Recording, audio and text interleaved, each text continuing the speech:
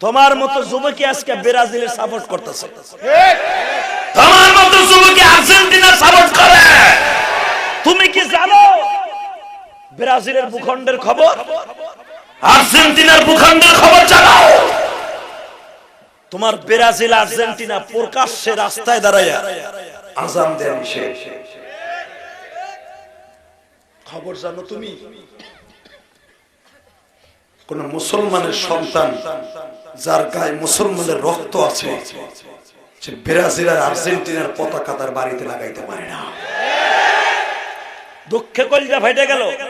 দেখলাম লাখ লাখ টাকা ব্যয় করতেছে মুসলমানের পোলা শাহজালাল আমানির দেশে, বঙ্গবন্ধুর দেশে, জিয়াউর রহমানের দেশে, নিজের মায়েরে ভাত দেয় না, বউরে কাপড় দেয় না, হেও পতাকা বানাইছে ঘরে টানানো লাগে। তোর কপালে জুতার বাড়ি হারামি, কথা কম না কেন? আমার বাংলাদেশের পতাকা উড়া সওয়াব হবে।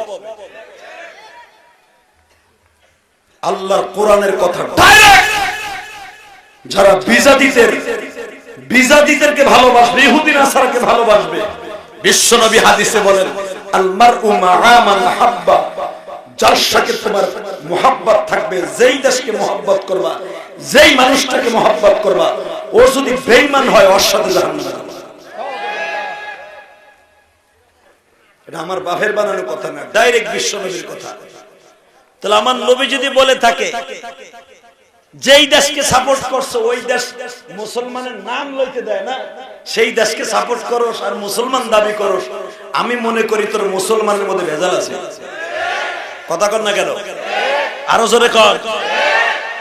এই ব্রাজিল এমন একটা দেশ, ডেনমার্ক এমন একটা দেশ, যেই দেশে আমার নবীর ছবি অঙ্কন করে, মা ফাতেমার ছবি অঙ্কন করে, এরা তোমরা জানো, সারা দুনিয়া জানে, ব্যঙ্গচিত্র করেছিল। তোকে পাও দুলে ধরছে যুবক, যেই ব্যঙ্গচিত্র করেছিল ব্রাজিল তাদের পক্ষে কথা বলেছে, বিপক্ষে না। তোকে পাও ধরছে কোন মুসলমানের পোলা আদর্শবান নবীর দেশে আদর্শবান নবীকে পাইয়ে সে কোনোদিন বিজাতির ইত্তেবা করতে পারে না। আমার বাংলাদেশের পতাকাতে উড়া হাজারটা উড়া আমরা খুশি, কিন্তু বিজাতির পতাকা উড়াইয়া তাদের ভালোবাসা দেখাইয়া প্রকাশ করিস না ইউটিউবে যে আমরা বাঙালিরা আর্জেন্টিনার পাগল। তোমরা আর্জেন্টিনার পাগল না, তোমরা যদি পাগল হও সৌদি আরবের পাগল হইতে হবে। কথা বলা গেল, শুধু দীপ্তকান্ত আওয়াজ দাও। যেই দেশের বেঈমানগুলা নবীর ব্যঙ্গচিত্র সমর্থন করে, যেই দেশের বেঈমান